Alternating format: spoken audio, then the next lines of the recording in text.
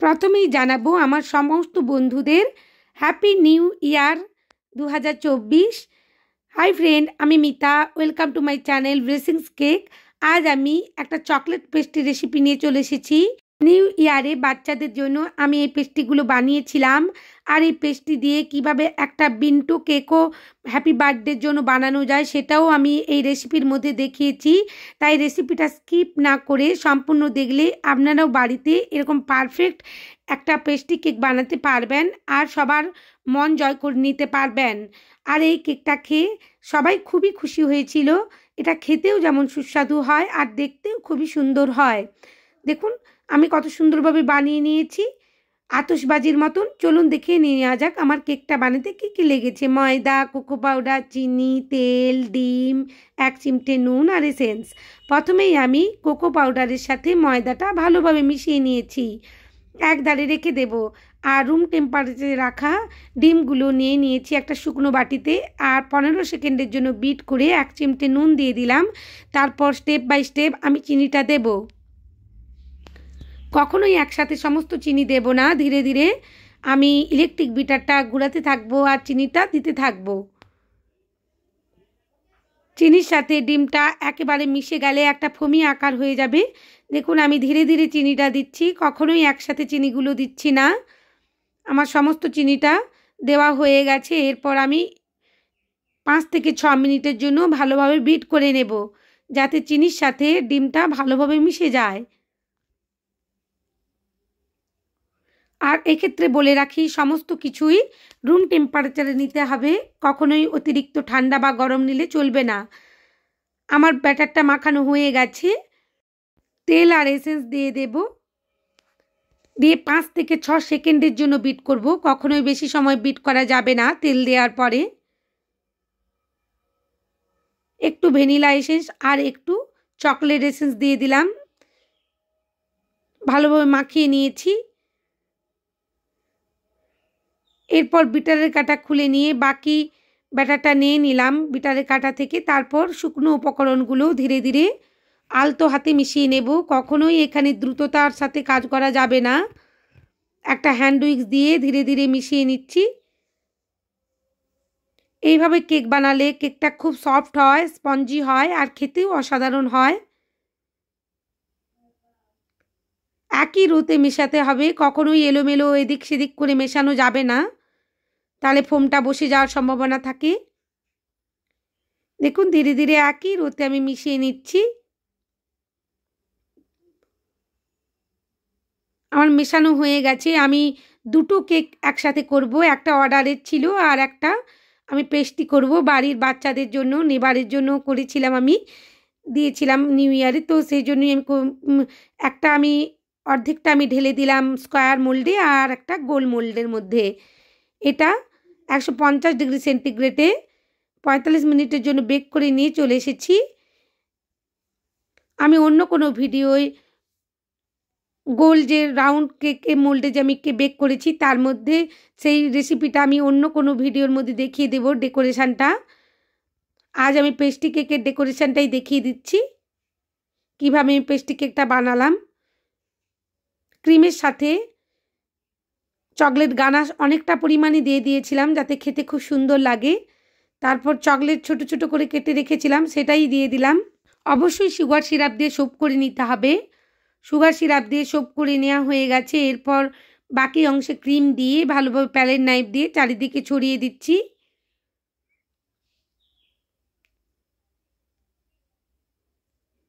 পাশ থেকেও ক্রিমগুলো ভালোভাবে মসৃণ করে নেব, যাতে চকলেট গানাশ ঢালার সময় ভালোভাবে মসৃণ লাগে। পেস্ট্রি কেকগুলো বেশি ফিনিশিং করতে হয় না, পাশ থেকে এমনিতেই কাটা হয়ে যায়। আমরা যারা কেক ডেলিভারি করি, যাদের কাছে পেস্ট্রি কেকের অর্ডার আসে, তারা অবশ্যই সাইডগুলো কেটে নেবেন একটা ব্রেড নাইফ দিয়ে। এটা আমি বাড়ির জন্য বানিয়েছিলাম, তাই সাইডটা কাটা দেখাচ্ছি না। আর সবসময় পেস্ট্রি কেকগুলো ফ্রিজের মধ্যে সেট করতে রেখে দিতে হবে। রাখার পর একটা নাইফ দিয়ে কেটে নিতে হবে, যেভাবে আপনি পিস করতে চান সেভাবেই। ধীরে ধীরে পাশগুলোও আমি সুন্দরভাবে মসৃণ করে নিয়েছি আর চকলেট গানাশ দিয়ে দিয়েছি।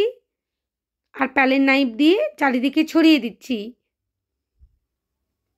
যেগুলোতে গানা স্প্রেড করছিল না সেগুলোতেও আমি চামচ দিয়ে দিলাম। এভাবে ফ্রিজের মধ্যে আমি রেখে দেব, 3 থেকে 4 ঘন্টার মতন রেখে দেব। সেট হয়ে গেলে আমি কাটবো।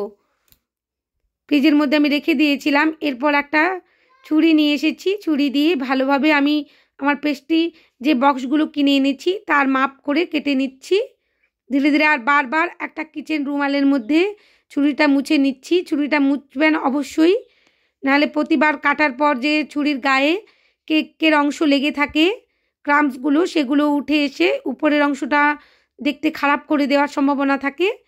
তাই অতি অবশ্যই কিচেন রুমালের মধ্যে ছুরিটা বারবার মুছে নিতে হবে। আমি 3টে করে ভাগ করে নিয়েছি আর পেস্ট্রি কেক রেডি করে পেস্ট্রি বক্স রেডি করে রেখেছিলাম, তার মধ্যে আমি ভরে নেব। পাশ থেকে একটু করে কেটে দিচ্ছি আমি, দেখতে ভালো লাগবে বলে। ছুরির সাহায্যেই তুলে নিয়ে আমি পেস্ট্রি বক্সের মধ্যে ভরে নিলাম। এইভাবে কেক বানালে বন্ধুরা সবাই খুবই খুশি হয়ে যায় আর খেতে খুবই অসাধারণ হয় এই কেকগুলো। যে কোনো উৎসবে, অনুষ্ঠানে, পুজোতে বা যে কোনো আমাদের ফেস্টিভ্যালে আমরা এই ধরনের কেকগুলো বানিয়ে নেবার বা আত্মীয় স্বজন বা ছোট বাচ্চাদেরকে অবশ্যই খুশি করে দিতে পারি। দেখুন, 2টো পেস্ট্রিকে আমি জুড়ে নিয়েছি একই বোর্ডের মধ্যে। অন্য পেস্ট্রিগুলো বক্সের মধ্যে ভরে নিয়েছি আর 2টো রেখেছি। এটা আমি একজনের বার্থডে ছিল, একটা ছোট্ট ছেলে, আমার ছেলের বন্ধু, তাকে আমি দেব বলে আমি ভাবলাম পেস্ট্রির বদলে যদি এইভাবে কেকটা করে বানিয়ে দেই হ্যাপি বার্থডে লিখে, তো খুব খুশি হবে। তাই আমি পেস্ট্রি না দিয়ে এইভাবে 2টো পেস্ট্রিকে একসাথে জুড়ে নিয়েছি, বিন্টো কেকের মতন বানিয়ে দিয়েছি। বানিয়ে বক্সের মধ্যে ভরে নেব, তারপরেই আমি লিখে নেব, যা ডেকোরেশন করার করে নেব। দেখুন, আমি বক্সের মধ্যে একটা একটা করে টিস্যু পেপার দিয়ে দিয়েছি, দিয়ে 2টো পেস্ট্রি রেখে দিলাম। দিয়ে এই বক্সের মধ্যে রেখেই আমি ডেকোরেশনটা করে নেব। মাঝে যে অংশটা ফাঁকা ছিল সেখানে আমি চকলেট গানাশ দিয়ে দিচ্ছি। এটা বিন্টো কেকের মতন হয়ে গেছে। এভাবে আপনারাও বানাতে পারেন। আমার কাছে একটা ছোট্ট স্টার নোজেল ছিল, সেটা দিয়েই আমি চারিপাশটা ডিজাইন করে দিচ্ছি যাতে দেখতে ভালো লাগে। মাঝখানে যে অংশটা জয়েন করেছিলাম ওখানটা একটু ফাঁকা মনে হচ্ছিল, তাই আরেকটু গানাশ দিয়ে দিলাম। এরপর হ্যাপি বার্থডে লিখে দেব। এটা একটা ছোট্ট বিন্টো কেকের মতন হয়ে গেল।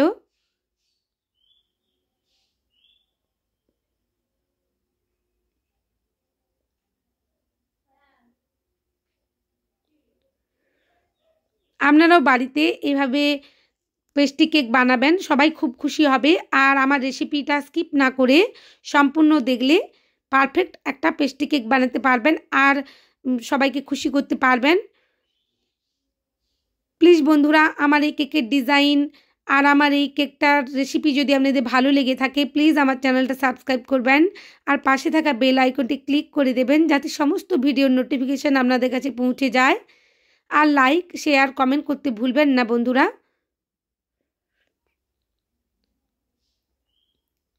হ্যাপি নিউ ইয়ারে সবাই ভালো থাকবেন, খুশিতে থাকবেন আর এরকম নতুন নতুন কেক বানিয়ে খাবেন। আর সবাইকে, বাড়ির ছোট বাচ্চাদের, বড়দের সবাইকে খুশি করে দেবেন। একইভাবে আমি সমস্ত পেস্ট্রির উপরই ডিজাইন করে নিয়েছি যেন আতশবাজির একটা এফেক্ট দেওয়ার জন্য। আর সিলভার কালারের স্প্রে একটু ছিল, আমি সেটাই স্প্রে করে দিয়েছি যাতে একটা গ্লেজি ভাব আসে। আর উপর থেকে গোল্ডেন কালারের স্প্রিঙ্কেল ছড়িয়ে দিচ্ছি। নতুন বছরে সবাই খুব ভালো থাকুন, ঈশ্বরের কাছে কামনা করি।